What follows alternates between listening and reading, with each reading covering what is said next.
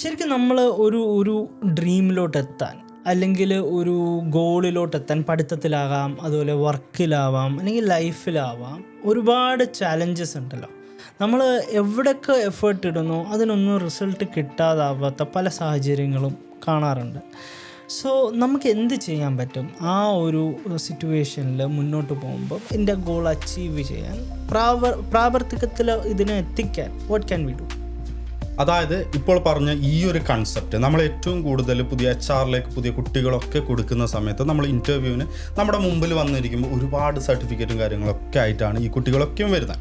അപ്പോൾ പ്രത്യേകിച്ച് നമ്മൾ മലയാളീസ് കുട്ടികൾക്ക് ഞാനൊരു പരിഗണന കൊടുക്കാറുണ്ട്, രക്ഷപ്പെട്ടു പോട്ടെ എന്നുള്ളത്.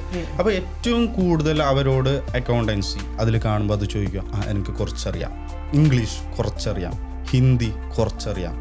അപ്പോൾ എല്ലാം കുറച്ചറിയാം എന്നല്ലാതെ ഞാൻ അവസാനം ചോദിക്കാറുണ്ട്, ഏതെങ്കിലും ഒന്ന് ഫുള്ളായിട്ട് നിങ്ങൾക്കറിയാവുന്ന സബ്ജക്റ്റ് ഉണ്ടോ എന്നുള്ളത്. കാര്യം നമ്മൾ എന്തെങ്കിലും ഒരു വിഷൻ അല്ലെങ്കിൽ ആ ഒരു പാഷൻ നമുക്കുണ്ട് എന്നുണ്ടെങ്കിൽ അതിലേക്ക് ഏറ്റവും കൂടുതൽ നമ്മൾ ഫോക്കസ് ചെയ്യണം. കാര്യം നമ്മളിപ്പോൾ നാളെ ഒരു പൈലറ്റ് ആവണം എന്നാഗ്രഹിക്കുന്നുണ്ട് എങ്കിൽ ഒരു +2 കഴിയുന്ന സമയത്ത് നമ്മുടെ ആറ്റിറ്റ്യൂഡും നമ്മുടെ ഡ്രസ്സിങ്ങും നമ്മുടെ ഹെയർ സ്റ്റൈലും ഒക്കെയും ആ സമയത്ത് നമ്മൾ കൊണ്ടുവരണം.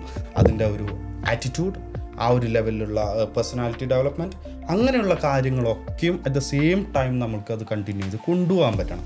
എന്നാൽ മാത്രമേ ആ ഒരു വിഷനിൽ അത്രയും പ്രോപ്പറായി അത്രയും ക്വാളിറ്റിയായി നമുക്ക് നിലനിൽക്കാൻ പറ്റുള്ളൂ. അതുതന്നെയാണ് ഇതിൻ്റെ ഏറ്റവും ഒരു പെർഫെക്റ്റ് സൊല്യൂഷൻ എന്ന് പറയുന്നത്.